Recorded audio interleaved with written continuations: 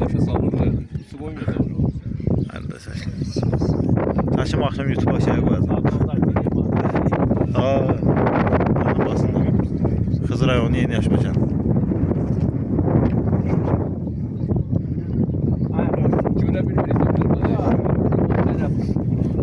Çekip aparmasa xeyir.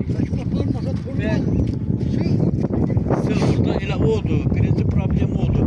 İkinci də o tərəf çəkib aparmalı. O tərəfdə hamısı göz səviyyədədir. O haraya gedir?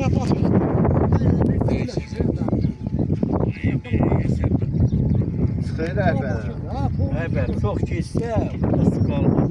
Deməli, az hissəsi gedir ki, çoxu bərdə qalır. Mən də onu deyim. Xızıray onu yeni yaşmayanların su basıb hal-hazırda evlər suyun altındadır. Əlbəttə ki, elə turba qoymalıdır adamın əli çatmamalı. Ödə neçə dənə? Bir tane de koysalar, 5 dənə. adam o içinden getirirdir. Bir tane de koysalar besini. Hele bir durturma.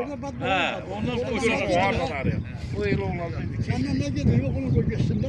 koyun burada fırfır.